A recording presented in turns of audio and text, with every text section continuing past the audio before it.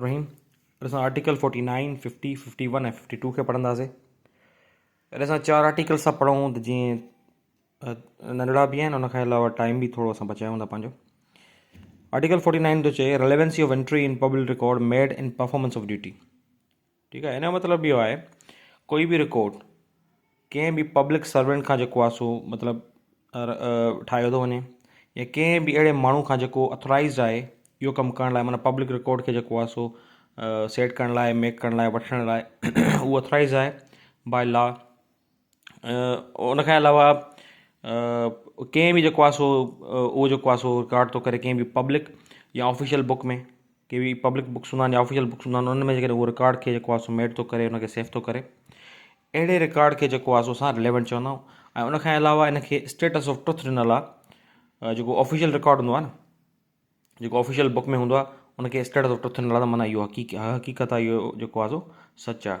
उनखां अलावा जेको हिनजो जुज़ आहे, माना मिसाल माना हिकिड़ी ईअं सम्झो त हिनजो सम्झाए छॾिया आर्टिकल आहे छा सिंपली में, त कोई बि रिकॉर्ड जो पब्लिक जेको आहे सर्वेंट थो करे उहो माना इहो सम्झो रिलेवेंट आहे ऐं उनखे स्टेटस आहे ट्रुथ जो, त उहो इहो सही आहे ऐं उहो रिलेवेंट आहे। ठीकु आहे, हुन आर्टिकल 50 आहे relevancy of statements in maps, charts and plans.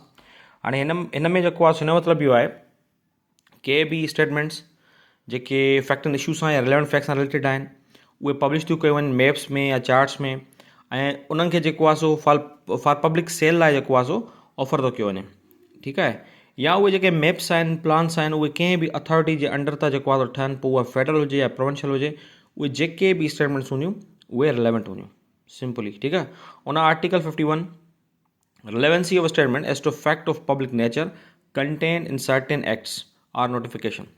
हिन जो मतिलबु इहो आहे जॾहिं कोर्ट खे कोई बि ओपिनियन फॉर्म करिणो आहे as to existence of fact, fact जे हवाले सां त आया कि उहो एग्ज़िस्ट करे थो या नथो करे, ऐं उहो फैक्ट जेको आहे उहो पब्लिक नेचर जो हुजे, त पोइ जेके स्टेटमेंट हूंदियूं सेंट्रल या प्रोविंशियल एक्ट में या जेको आहे सो पब्लिश कयूं हूंदियूं कंहिं बि जेको आहे सो गज़ेटी में, उहे जेके बि स्टेटमेंट हूंदियूं उहे रिलेवेंट हूंदियूं।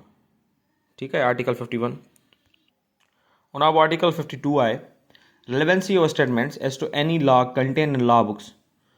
हिन जो मतिलबु आहे जॾहिं कोर्ट खे कोई बि ओपिनियन फॉर्म करिणो आहे कंट्री जे लॉ जे हवाले सां, त स्टेटमेंट जेके बि हूंदियूं लॉ कंट्री जे लॉस में जेके इनेक्ट कया विया आहिनि under the authority of government, ऐं जेको आहे सो जेके रूलिंग्स हूंदियूं कोर्ट जूं, उहे जेके बि कोडिफाइड बुक्स में हूंदियूं आहिनि उहे सभु ईअं सम्झो त रिलेवेंट आहिनि। ठीकु आहे, उहे बुक्स माना ईअं सम्झो जेके बि लॉज आहिनि या प्रेसिडेंट्स जा जेके बुक्स हूंदा आहिनि, जेके बि गवर्नमेंट जे अथॉरिटी जे अंदरि के बि एक्ट्स वग़ैरह ठहंदा आहिनि, लॉस ठहंदा आहिनि, उहे सॼा रिलेवेंट आहिनि, उन्हनि खे एज़ अ रिलेवेंट फैक्ट असां यूज़ करे सघूं था। ठीकु आहे, आर्टिकल 52 सिंपली इहो आहे। हाणे असां चऊं था लॉ गेट जे जेको आहे सो हवाले सां इन एंट्री, पहिरियां त relevancy of entry in public record made in performance of duty, इहो हिन हेडिंग आहे।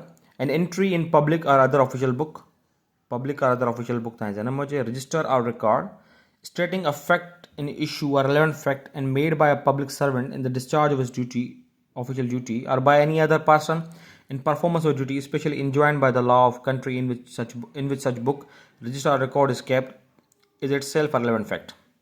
ठीक है, पब्लिक या ऑफिशियल बुक या जेको आहे रजिस्टर रिकॉर्ड, उनखां अलावा fact and issue relevant fact तव्हांजे ज़हन में ई हूंदो।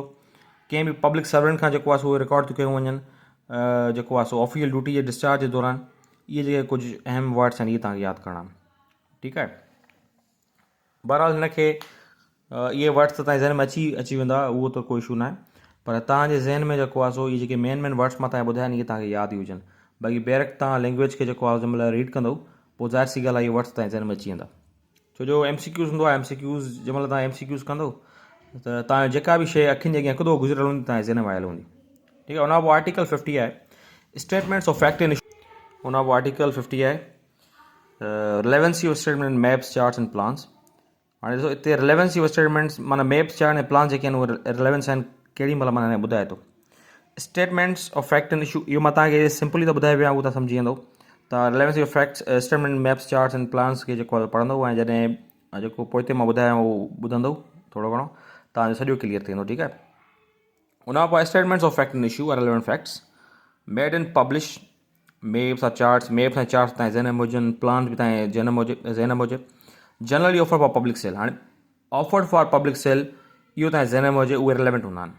ठीकु आहे, or an maps or plans made under the authority of the federal government or any provincial government. Federal government ऐं जेको आहे सो प्रोविंशियल गवर्नमेंट ताईं ज़हन में हुजनि भाई। As to matters usually represented or stated in such maps chart और plans or themselves relevant facts. Maps charts plans ताईं ज़हन में हूंदा तव्हांजे जेको आहे सो आराम सां इहा ज़हन में ॻाल्हि अची वेंदी हिते रिलेवेंट टाइम। ठीकु आहे। ऐं कोई बि MCQ जेकॾहिं अची थो वञे हिन मां त तव्हां उहो आराम सां करे वेंदव।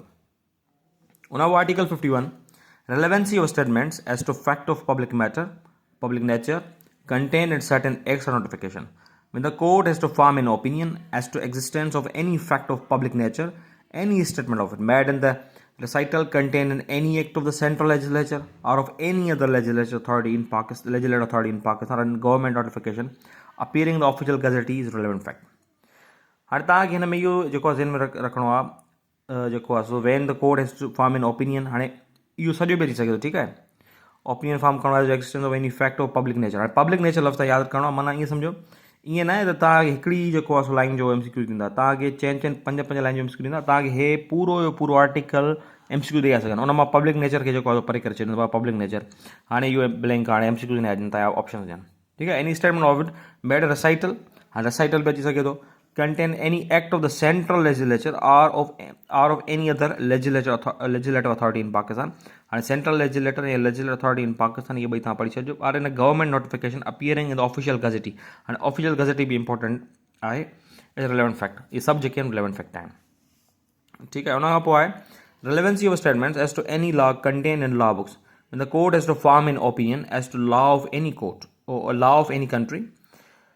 Any statement of such law contained in a book, book purporting to be printed or published under the authority of the government of such country, and to contain any such law, and any report of ruling of the courts, and such country contained in a book purporting to be a report of such rulings is relevant।